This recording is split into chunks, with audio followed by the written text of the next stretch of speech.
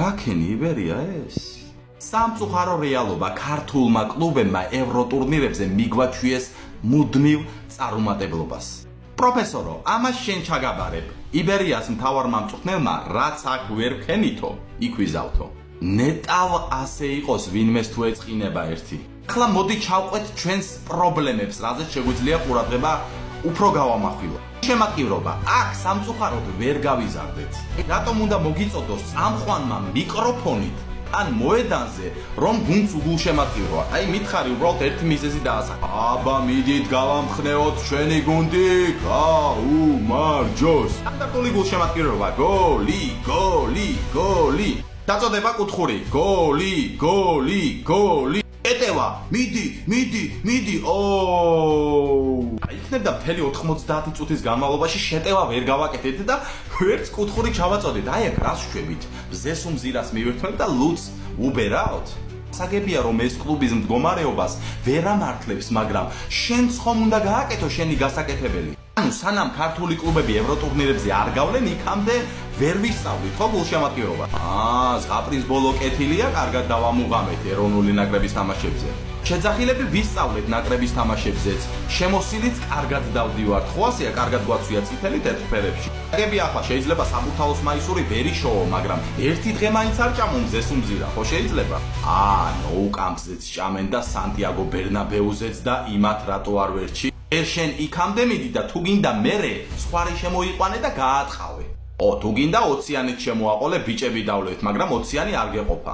ერთი-ორი სიტყვა ახლა მატჩის არბიტრზეც ვთქვათ და რაღაცები დავაბრალოთ, გავიმართლოთ თავი. გასამართლებელი აქ არაფერი არ არის, უბრალოდ ჩემი სუბიექტური აზრია, რომ იქ 11 მეტრიანიც იყო და წითელი ბარათიც. კი ბატონო.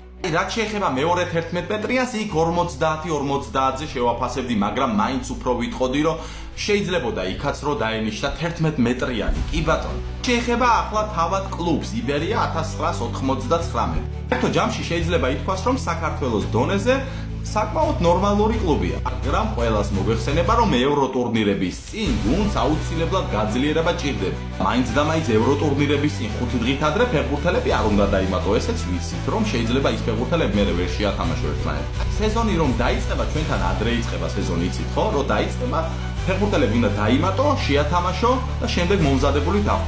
ქართული კლუბები როგორ ფეხბურთელებს ვიმატეთ, აკვირდებიან ყველაფერს? მაგალითად ივა გელაშვილი, ის მთელი სეზონი გუნდთან ერთად იყო, შემდეგ შეკრებაზე გუნდს არ გაყვა თუ არ ვწდები, აპირებდა სხვა გუნდის მოძებნას, ელოდებოდა შემოთავაზებას და შემდეგ შემოთავაზება რო არ გამოჩნდა, ისევ მოვიდა იბერიაში, რომ ეს ევროტურნირები გავიაროთ, ასე ვთქვათ. პროფესორო, ამით რისი თქმა მინდა, ხო ხვდები ამ ყველაფერს შენ?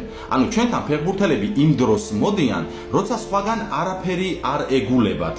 ეს შეიძლება ივა გელაშვილს არ ეხებოდეს, მაგრამ ძალიან ბევრ ფეხბურთელს ეხება. თუ შედეგი გინდა, ლეგიონერით შესაბამისი უნდა ჩამოიყვანო, ცოტა ძლიერი. ისეთი ძლიერი არა, სხვაგან რო აღარ დაიტოვეს და იქ რო ვერაფერი ვერ მოძებნა და მერე აქ მოვიდა. რომელიმე ისეთ საფეხბურთო კლუბს უნდა გამოათხაო ეს ფეხბურთელი, რომელსაც ეს სჭირდებოდა, მაგრამ შენ მაინც ჩაიგდე ხელში, რომ გამოიყენო ეს ფეხბურთელი ევროტურნირებზე. კიდევ ერთხელ ვიმეორებ, ჩვენ ჩამოყავს როგორი ფეხბურთელი, იცი? იქ რო აღარ ათამაშებენ, ან სათადარიგოს კამზე, ან კონტრაქტი ამოეწურა და საერთოდ არ უგრძელებენ კონტრაქტს, არაინტერესებთ ეს ფეხბურთელი.